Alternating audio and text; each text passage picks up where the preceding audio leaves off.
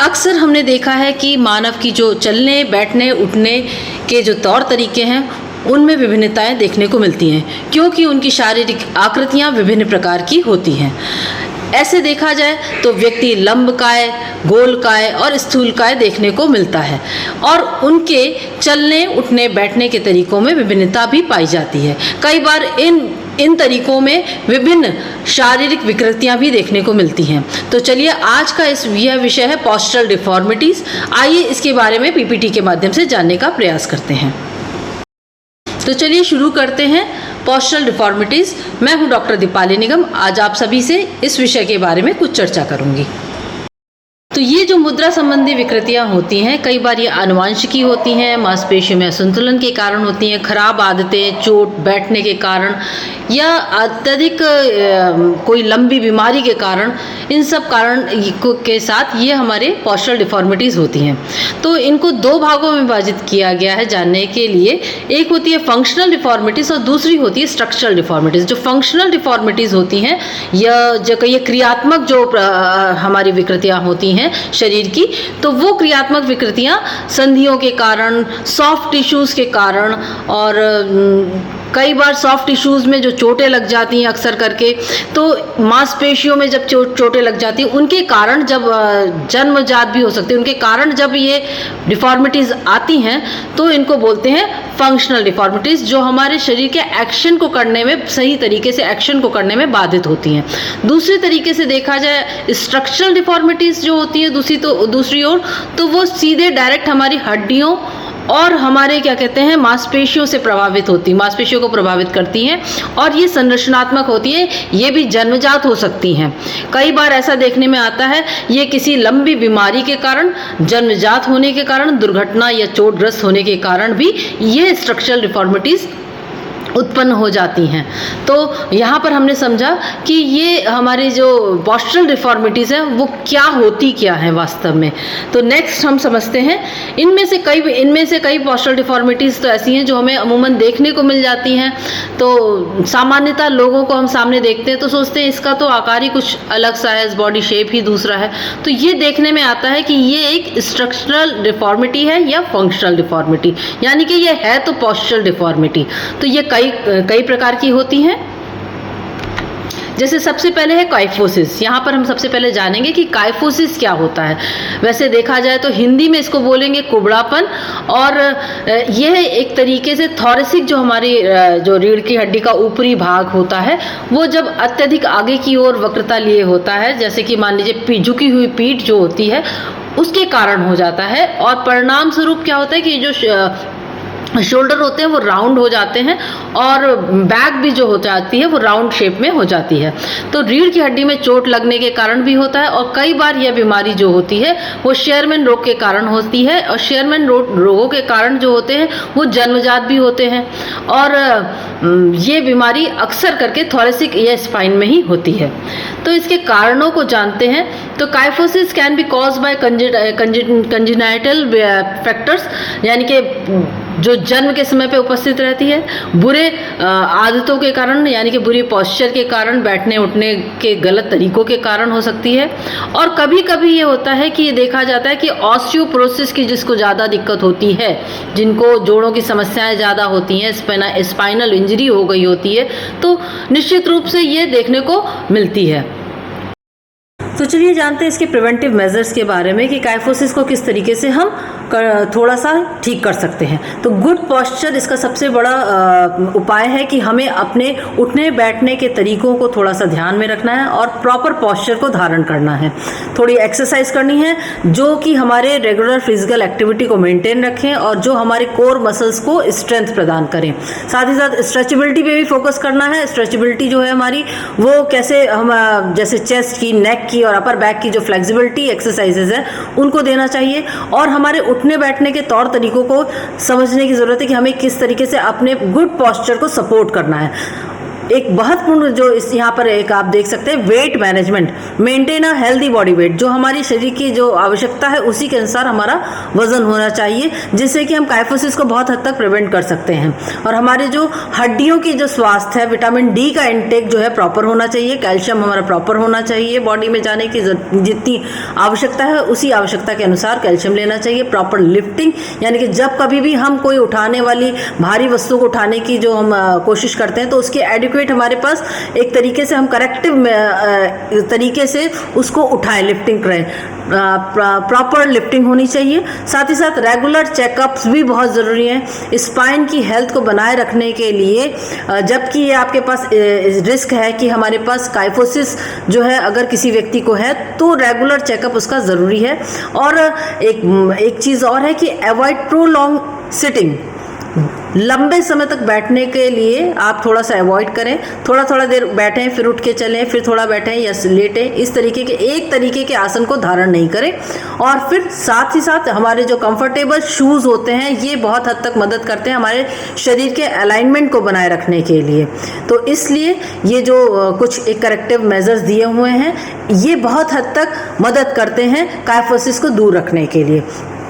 एक यहाँ बताना चाहूँगी कि योगासन, आजकल बहुत योगासन का प्रभाव देखने को मिल रहा है इन पोस्चरल डिफॉर्मिटीज़ को दूर करने के। तो चक्रासन, भुजंगासन और स्विमिंग ये जो है ये बहुत बेहतर तरीका है काइफोसिस को ठीक करने के लिए, ये बहुत बेहतर तरीका है।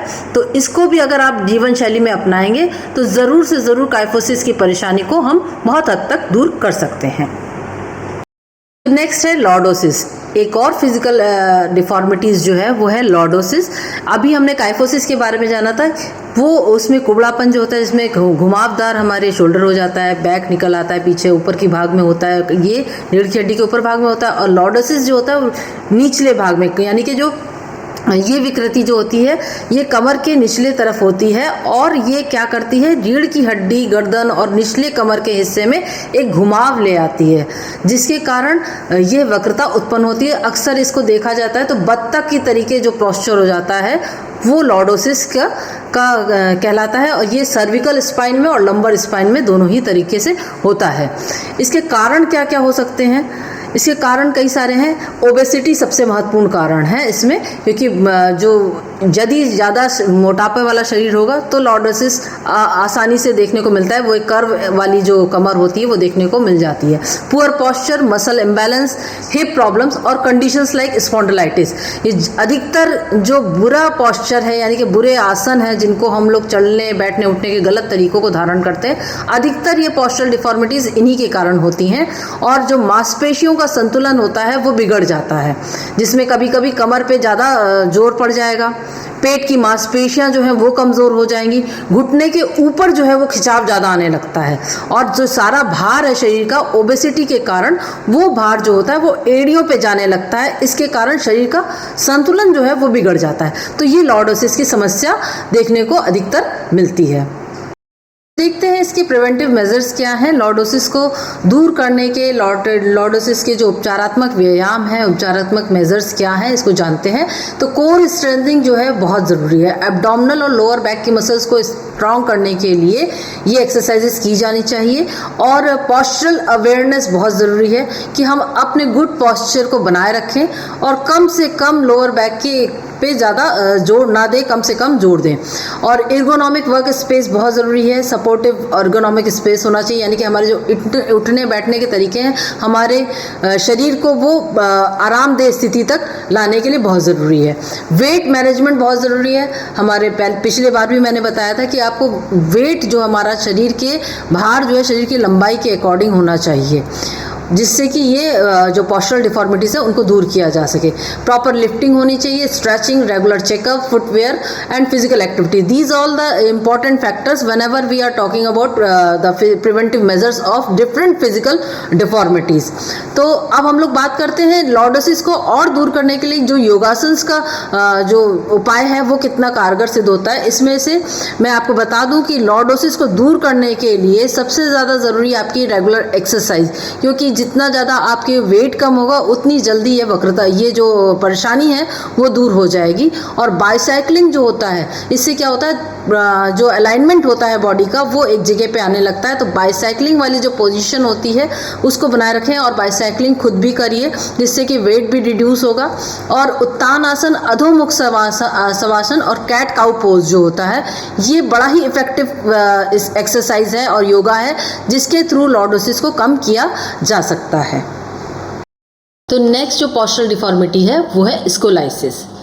स्कोलाइसिस को दो प्रकार से जाना जा सकता है। इसमें कंधे एक ओर झुक जाते हैं और कमर का जो कूल्हे का पोर्शन होता है वो दूसरी ओर झुका होता है। तो अक्सर ये बीमारी देखी जाती है। ये दो प्रकार से समझ में आती है, क्योंकि ये इसमें एक सी शेप्ड होती है और एक एस शेप्ड कर्व होता है। जब ये सी शेप्ड कर्व होती है, जब ये सी शेप ले लेती है बीमारी, तो इसमें ये जो होती है वक्षस्थल को प्रभावित कर रही होती है, और जब ये एस शेप होती है तो ये कमर को प्रभावित कर रही होती है। इसको जानने के लिए सबसे ज़्यादा देखा जा सकता है जो व्यक्ति इससे ग्रसित है तो उसको स्पाइनोग्राफ में उसको खड़ा किया जा सकता है, स्कोलियोग्राफ में, जिसके अंदर उसको पता चल सकता है। ये बहुत ही आसानी से देखा जा सकता है कि ये बीमारी है उस व्यक्ति को या नहीं है। तो इसके कई बार ये विकृति देखने को मिलती है कि ये लंबे जन्मजात कारणों से होती है, लंबी बीमारी के कारण से भी हो जाती है। पुअर पॉस्चर इसका सबसे बड़ा कारण भी होता है। पुअर पॉस्चर और उठने बैठने के जो तरीके होते हैं वो गलत होते हैं, तो ये बीमारी हो जाती है। साथ ही साथ अगर देखें तो जो गोलाकार जो शोल्डर होते हैं उनके कारण, गोलाकार कंधों के कारण भी यह बीमारी देखने को अधिकतर मिलती है। और चलने फिरने के, मैंने बार बार कहा कि चलने फिरने का जो हमारा संतुलन है वो जब बिगड़ जाता है तो ये बीमारी भी हो जाती है, ये पोस्चरल डिफॉर्मिटीज़ हो जाती हैं। तो ये जो बीमारी होती है, ये इसको ठीक करने के लिए, स्कोलाइसिस को ठीक करने के जो प्रिवेंटिव मेजर है वो स्क्रीनिंग है। सबसे पहले यह पता लग जाए कि क्या ये स्पाइनल बीमारी है कि नहीं है। अगर है तो उसको ग्रोथ के जो ड्यूरिंग ग्रोथ है, ग्रोथ पैटर्न पे ही उसको ठीक कर दिया जाए, यानी कि जो वृद्धि की अवस्था है उसी समय पे इसको ठीक करने के लिए प्रयास किए जाने चाहिए। अवेयरनेस, जागरूकता बहुत ज़रूरी है कि व्यक्ति जागरूक है कि नहीं अपने बॉडी को लेके, अपने गुड पॉस्चर्स को लेके जागरूक होना बहुत ज़रूरी है। एक्सरसाइज यानी कि रेगुलर एक्सरसाइज एक्टिविटीज़ में होना बहुत ज़रूरी है। कई बार देखा गया जो पेस बॉलर्स होते हैं उनमें यह विकृति देखने को मिलती है, क्योंकि वो बार बार एक ही कंधे का यूज़ करते हैं, जिसके कारण उनके कंधे में एक तरफ झुकाव देखा जा सकता है। कई बार ये देखा गया है कि ये बीमारी जो होती है स्कूली बच्चों को बहुत ज़्यादा देखने को मिलती है, क्योंकि उनके भारी बैग के बोझ के कारण यह बीमारी देखने को मिलती है। तो इसमें प्रॉपर वेट डिस्ट्रीब्यूशन बहुत मायने रखता है कि जो बच्चों को बैग दिया जाए वो सेफ्टी मेजर्स को ध्यान में रखते हुए दिया जाए, ना ज़्यादा भारी हो वो और ना ज़्यादा कम हो, जिससे उनका संतुलन बिगड़ जाए। रेगुलर चेकअप्स बहुत ज़रूरी हैं, जो हमारे स्पाइनल हेल्थ के लिए बहुत ज़रूरी है। अगर हम इस रिस्क के अंदर हैं तो हमें रेगुलर चेकअप जरूर कराने चाहिए। और अगर जितनी जल्दी से जल्दी हम प्रोफेशनल्स की हेल्प ले लेंगे, हेल्थ केयर में, प्रोफेशनल हेल्थ केयर में जाएंगे, उतनी ही जल्दी हम स्कोलाइसिस बीमारी को ठीक करने में ज़्यादा मददगार साबित होगा। ऑर्थोपेडिक एडवाइस, क्योंकि पिछले उसमें भी मैंने बताया था काइफोसिस में कि कैल्शियम जो हमारी हड्डियों का है वो बहुत ज़रूरी है, उसका प्रॉपर इंटेक होना चाहिए। तो consult N orthopaedic specialist if needed, अगर ज़रूरत पड़ रही है तो हमें उनकी भी एक हेल्प लेनी चाहिए, उनके कंसल्ट ज़रूर करना चाहिए। अगर हम इनकी बीमारियों में बात करें कि ये इन बीमारियों में किस प्रकार के योगासन लाभकारी होते हैं, तो एक त्रिकोण आसन है और अर्धमत्स्येंद्र आसन है। इसके अलावा और भी कई ऐसे आसन हैं जो कि इस बीमारी को, इस पोस्चरल डिफॉर्मिटी को ठीक करने में मदद करते हैं। Hanging one self from hand, एक व्यक्ति जो झूलने की प्रक्रिया जैसे होती है, किसी चीज़ को पकड़ के आप झूलें तो वो उससे हमारे शोल्डर में ये स्थिरता आएगी और जो बॉडी का जो रीढ़ की हड्डी का अलाइनमेंट है वो भी सीधा हो जाएगा। इस प्रकार से ये प्रिवेंटिव मेजर्स थे स्कोलाइसिस को ठीक करने के लिए। नेक्स्ट हम बात करेंगे नॉक नीज। जेनु वेलगम इसका एक वैज्ञानिक नाम है। और अगर हम लोग बात करें, ये जब बचपन में बच्चे गलत पैर रखते हैं, जब चलते समय, जब शुरुआती स्तर पे जब वो चलना सीखते हैं, उस समय यदि उनके पोस्चर को देखा नहीं गया, उनके चलने उठने बैठने के तरीकों को नहीं देखा गया, तो यह नॉक नी की समस्या देखने को अमूमन मिल जाती है। और कई बार ये जन्मजात भी होते हैं। मैंने पहले भी बताया ये पोस्चरल डिफॉर्मिटीज़ जो होती हैं जन्मजात भी होती हैं और कई केसेस में ये बाद में हो जाती हैं। तो इनके कॉजेज़ जान लेते हैं कि natural development in children, genetics, nutritional deficiency, rickets, injury और ट्रॉमा। यदि किसी व्यक्ति को विटामिन डी की कमी है, रिकेट्स रोग है, तो इस कारण भी ये नॉक-नी की बीमारी देखने को मिलती है। आनुवांशिकी लक्षण भी देखने को मिल जाते हैं। कई बार ये आनुवांशिकता के रूप में भी मिल जाती है, वंशानुगत भी होती है, जिससे एक से दूसरे को मिल जाती है। तो इस प्रकार से देखा जाए नॉक-नी तो बहुत ही सामान्य पोस्चरल डिफॉर्मिटीज़ के अंदर आता है, जो कि बच्चों में ठीक भी हो जाता है अगर सही समय पे इसकी पहचान कर ली जाए। तो इसके प्रिवेंटिव मेजर्स को जानते हैं कि ये नॉक नीज किस प्रकार से ठीक किया जा सकता है। Strengthen thigh and leg muscles, exercise जो दी जानी चाहिए वो हमारे थाई और लेग की मसल्स को मजबूत करने के लिए दी जानी चाहिए। प्रॉपर फुटवेयर जो होते हैं उसको पहनने से भी ये पोस्चर जो होता है गुड अलाइनमेंट हो जाता है, अच्छा अलाइनमेंट हो जाता है बॉडी का, तो जिससे कि नॉक नी की समस्या को दूर किया जा सकता है। और जितना ज़्यादा से ज़्यादा हो अवेयरनेस क्रिएट करनी चाहिए। पेरेंट्स को शुरुआती ही दौर में पता होना चाहिए कि जो हम मसाज दे रहे हैं बच्चे को पालन पोषण के लिए वो सही तरीके से दी जानी चाहिए। और एक तरीका जो है बच्चे के चलते समय ध्यान रखने वाली बात है, जब बच्चा चलना सीख रहा होता है उसी समय अगर हम ये ध्यान रखेंगे तो ये नॉक नी की समस्या को बहुत हद तक दूर किया जा सकता है। Weight management again the same thing कि अगर हमारे ओबेसिटी है तो ये प्रॉब्लम आ सकती है, तो एक हद तक हमें अपने बॉडी वेट को मेंटेन करके रखना है। ऑर्थोपेडिक कंसल्टेशन बहुत ज़रूरी है, क्योंकि आप अगर स्पेशलिस्ट के अंडर में अगर किसी भी प्रॉब्लम को देख रहे हैं तो वो जल्दी क्योर हो सकती है, क्योंकि वो सही गाइडेंस आपको प्रदान करेगा। साथ ही साथ इनके योगासन जान लेते हैं कि कौन से ऐसे योगासन है जो नॉक नी को दूर करने में मदद करते हैं। तो यहाँ पर मैंने दे रखा है माउंटेन पोज, ताड़ासन एक बहुत अचूक इसका इलाज है। और वृक्षासन जो है वो भी इसमें मददगार साबित होता है।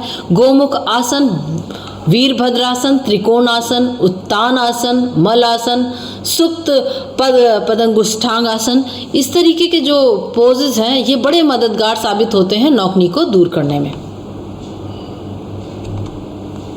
नेक्स्ट पोस्चरल डिफॉर्मिटी है बो लेग्स। इसको बोलते हैं जेनुवेरम।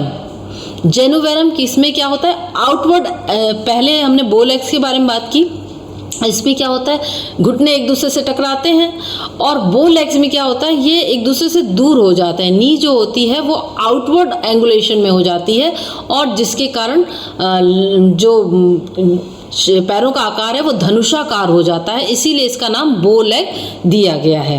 तो अधिकतर इसको जन्म के समय ही पहचान में आ जाता है, और ये आनुवंशिकता के कारण भी होता है। ये इंजरी लगने के कारण भी हो सकता है, कई बार डिसऑर्डर, बॉडी के जो डिसऑर्डर्स होते हैं उनके कारण भी यह पोस्चरल डिफॉर्मिटी देखने को मिलती है। तो चलिए जान लेते हैं इनके प्रिवेंटिव मेजर्स क्या हैं। Again weight management, exercise, proper footwear, orthopaedic consultation, the same thing कि अगर हम अपने इन चारों चीज़ों पर फोकस करेंगे, अर्ली हम अवेयरनेस हो जाएगी, अर्ली जान लेंगे सिम्टम्स को, साइन एंड सिम्टम्स को, तो हम इस पोस्चरल डिफॉर्मिटी को दूर करने में हमें मदद मिलती है। क्योंकि यह भी जो होता है ये भी विटामिन डी की कमी से कई बार देखने को मिलता है कि ये बो लेग्स की जो लेटर एजेस में भी देखने को, वृद्धावस्था के समय पर भी ये बो लेग्स की समस्या देखने को मिल जाती है, जिसमें जोड़ों की असामान्य समय पे जो विकृतियाँ जो शुरू हो जाती हैं, दर्द शुरू हो जाता है एक तरीके का, जिसके कारण बो लेग्स देखने को मिलता है। इसमें भी कुछ योगासन हैं जो लाभकारी सिद्ध होते हैं, जैसे वीरभद्रासन, मलासन, आनंद बालासन, उत्कटासन, गोमुखासन, बद्ध कोणासन, वीरासन और वृक्षासन। इस तरीके के जो पोजेज हैं योगासन के वो बहुत मददगार साबित होते हैं। इनको दूर करने के लिए हम बटरफ्लाई पोज भी करें अगर, तो ये हमें मदद करता है इस पोस्चरल डिफॉर्मिटी को दूर करने के लिए।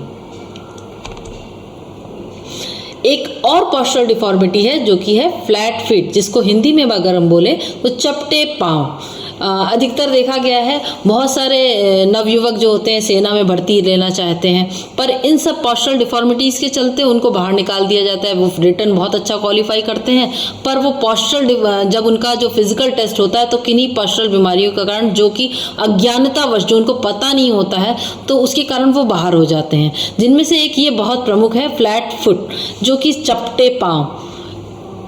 इसको लोग अनदेखा कर देते हैं। बचपन में ही ये बीमारी होती है जब हमारे पैरों में जो तलवे का जो आर्क बनता है वो अगर प्रॉपर नहीं है तो भी ये तभी यह बीमारी होती है, चपटे पाँव इसको कहा गया है।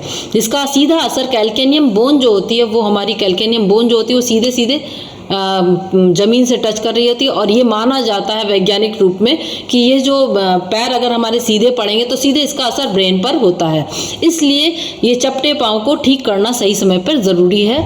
ये जेनेटिक्स भी होती हैं, वीक आर्क सपोर्टिंग मसल्स हो अगर, और लिगामेंट की अगर हमारी जो सही स्थिति नहीं होने के कारण भी होती है। Obesity again the main cause of this flat foot, injury और सर्टेन मेडिकल कंडीशन। कुछ एक जगहों पर जब हमारे चोट लग जाए या दुर्घटना हो जाए या कहीं एक्सीडेंट हो गया तब भी इन कारणों से फ्लैट फुट की समस्या आ जाती है। तो जल्दी जानते हैं इसके प्रिवेंटिव मेजर्स क्या हैं।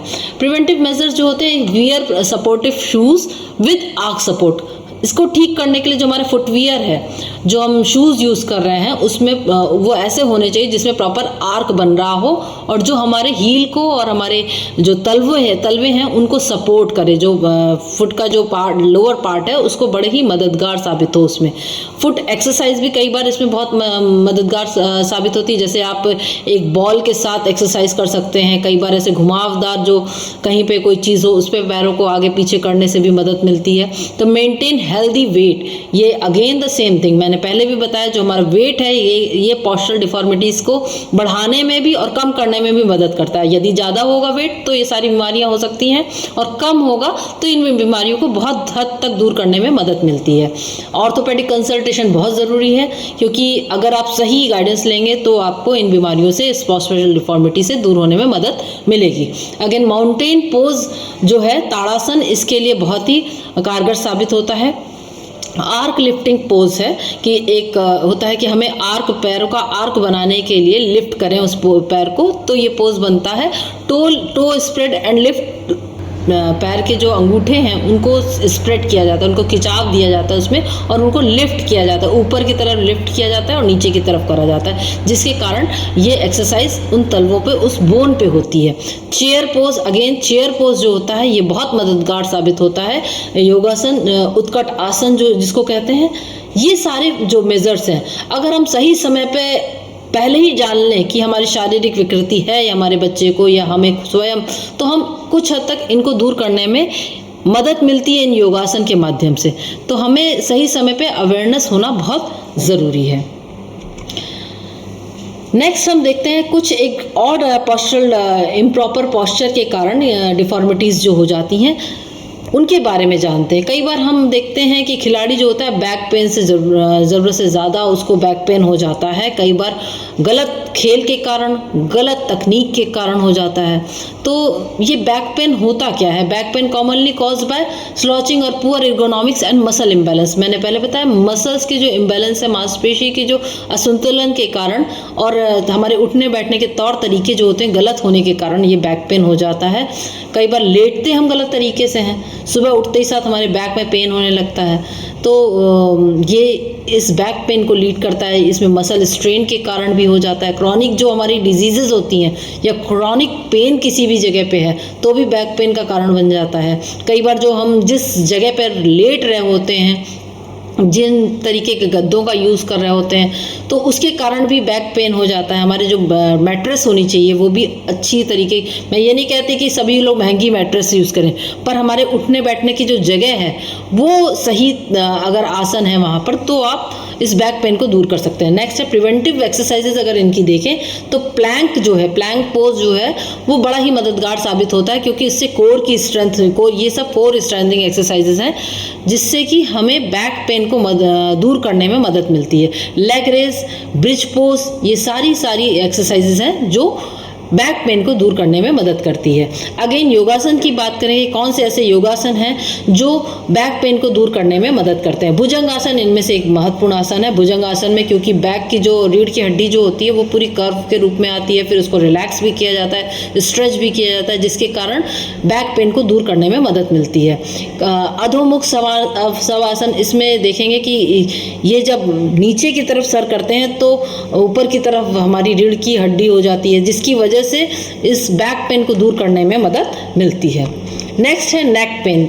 नेक पेन भी often caused by forward head posture और प्रोलॉन्ग स्क्रीन टाइम। जब हम लंबे समय तक बैठ के मोबाइल पे काम कर रहे हैं या कंप्यूटर पे वर्क कर रहे हैं, लंबे समय तक झुक कर काम कर रहे हैं, चेयर पे बैठ के झुक कर काम कर रहे हैं, और लंबे समय तक का अगर किसी को कोई सर्वाइकल स्पाइन इशू है और मसल में कोई तनाव है और हेडेक है, तो इन कारणों से भी नेक पेन हो जाता है। और इसके प्रिवेंटिव एक्सरसाइजेस को अगर ध्यान दें तो इन कारणों का हमारे उठने बैठने के तरीके ही गलत हो गए जिनके कारण ये नेक पेन होता है। इनके कारणों को अगर हम लोग दूर करने की बात करें तो नेक स्ट्रेचेस जो है, नेक की जो एक साथ लंबे समय तक बैठ के काम ना करें, झुक के काम ना करें, नेक को टिल्ट करते रहें, रोटेट करते रहें, और जब हम एक्सरसाइजेज में इनको शामिल कर लेंगे, मॉर्निंग रूटीन एक बना लेंगे, तो इसको दूर किया जा सकता है। शोल्डर रिट्रैक्शन है, स्क्वीज करना और फिर रिलैक्स करना।